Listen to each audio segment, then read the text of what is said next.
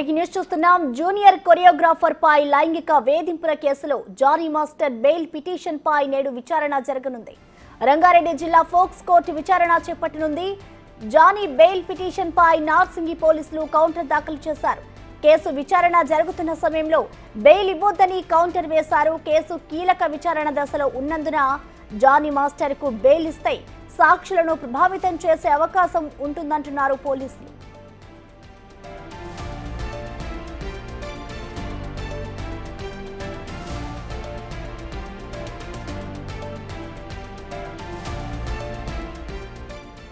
పోలీసులు Johnny master ను మరోసారి కస్టడీకి కోరే అవకాశాలున్నాయా? ఆయన నుంచి పోలీసులు కావాల్సిన సమాచారం పూర్తిగా పొందారా అనేది తెలియాల్సి ఉంది. రంగారెడ్డి జిల్లా కోర్టు జానీ బెయిల్ పిటిషన్ ను కొట్టివేసిన వెంటనే జానీ మాస్టర్ పై కోర్టుకు వెళ్లే అవకాశాలున్నట్టు తెలుస్తోంది.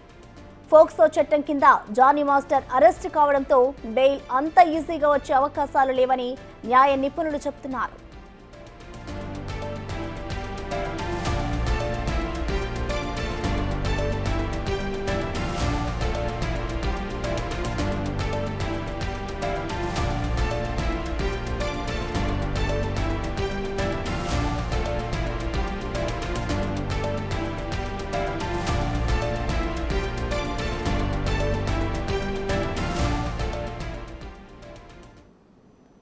దీనికి సంబంధించిన కంప్లీట్ డీటెయిల్స్ ని మా ప్రతినిధి సురేష్ లైవ్ ద్వారా అందిస్తారు. సురేష్, చెప్పండి, ఇవాళ జానీ మాస్టర్ బెయిల్ పిటిషన్ పై అయితే కోర్టులో విచారణ జరగబోతోంది. మరి జానీ మాస్టర్ కి బెయిల్ వస్తుంది అనుకోవచ్చా సురేష్?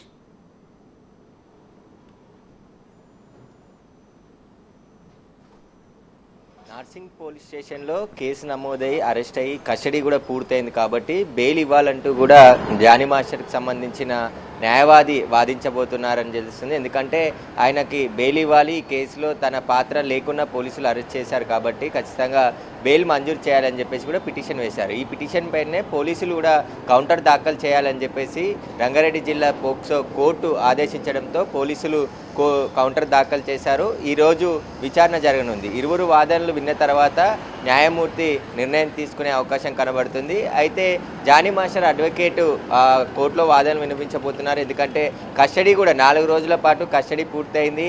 ఇంకా విచారించాల్సిన అవసరం జానీ మాస్టర్తో ఏమీ లేదు కాబట్టి ఖచ్చితంగా ఆయనకు బెయిల్ మంజూరు చేయాలని చెప్పేసి కూడా ఆయన వాదన వినిపించబోతున్నారు. అయితే పోలీసులు కూడా అంటే కేసు చాలా కీలక దశలో ఉంది, ఇంకా సాక్ష్యాధారాలు సేకరించాల్సిన అవసరం ఉంది కాబట్టి ఈ సమయంలో జానీ మాస్టర్కు బెయిల్ ఇవ్వద్దు అంటూ చెప్పేసి కూడా వాళ్ళు కౌంటర్ దాఖలు చేశారు. అయితే పోలీసులు వాదనలు అదేవిధంగా పీపీ వాదనలతో పాటు జానీ మాస్టర్ న్యాయవాది వాదనలు కూడా విన్న తర్వాత న్యాయమూర్తి నిర్ణయం తీసుకునే అవకాశం కనబడుతుంది. ఈ పోక్సో యాక్ట్తో పాటు రేప్ కేసు ఇవన్నీ కూడా నాన్ బెయిలబుల్ సెక్షన్స్ ఉన్నాయి కాబట్టి ఆయనకి బెయిల్ ఇవ్వకూడదు అని చెప్పేసి కూడా పోలీసులు గట్టిగా వాదనలు వినిపించే అవకాశం కనబడుతుంది. దీనికి సంబంధించి మరికొద్ది సేపట్లోనే రంగారెడ్డి జిల్లా పోక్సో కోర్టుకు సంబంధించి వాదనలు జరగబోతున్నాయి. ఎందుకంటే ఉప్పర్పల్లి కోర్టులో జ్యుడిషియర్ పోక్సోకు సంబంధించింది లేదు కాబట్టి రంగారెడ్డి జిల్లా పోక్సో కోర్టులోనే ఈ కేసుకు సంబంధించి బెయిల్ పిటిషన్పై విచారణ మరికొద్ది సేపట్లోనే ప్రారంభం కాబోతుంది. మరోవైపు జానీ మాస్టర్కి సంబంధించి అనేక ఆధారాలు ఇప్పటికే నార్సింగ్ పోలీసులు సేకరించే ప్రయత్నం చేశారు. ఆయన 4 రోజుల పాటు కస్టడీలో విచారించి ఈ కేసుకు సంబంధించిన పూర్తి ఆధారాలని తీసుకునే ప్రయత్నం చేశారు. కానీ జానీ మాస్టర్ తాను ఏ తప్పు చేయలేదు, నేను అత్యాచారం చేయలేదు, నాపై కావాలని కేసు పెట్టారు, దీని వెనకాల ఎవరో ఉన్నారని చెప్పేసి కూడా ఆయన పోలీసులకి స్టేట్మెంట్ ఇచ్చినట్టు తెలుస్తుంది.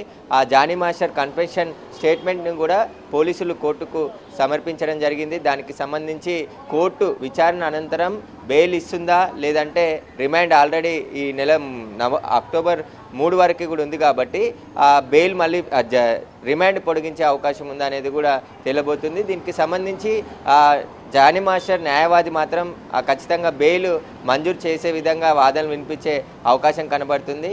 ఇరువురు వాదనలు విన్న తర్వాతే న్యాయమూర్తి నిర్ణయం తీసుకోబోతున్నారు. ఇక జానీ మాస్టర్ భార్య కూడా ఈ కేసుకు సంబంధించి కుట్ర జరిగింది, బాధితురాలు వెనకాల ఎవరో ఉండి కేసుకి పెట్టించారని చెప్పేసి కూడా ఆమె చెప్తుంది కాబట్టి దీనికి సంబంధించి న్యాయపరంగానే మేము కోర్టులో ఎదుర్కొంటామని చెప్పేసి జానీ మాస్టర్ భార్య చెప్తుంది. ఇక అత్యాచారం జరిగింది, తనకు మైనర్ ఉన్న సమయం నుంచే జానీ మాస్టర్ తనపై లైంగిక దాడికి పాల్పడ్డాడని చెప్పేసి బాధితురాలు ఫిర్యాదులో పేర్కొంది. ఆమె ఇచ్చిన ఆధారాలన్నిటిని కూడా కోర్టుకు సబ్మిట్ చేశారు పోలీసులు. థాంక్యూ సురేష్.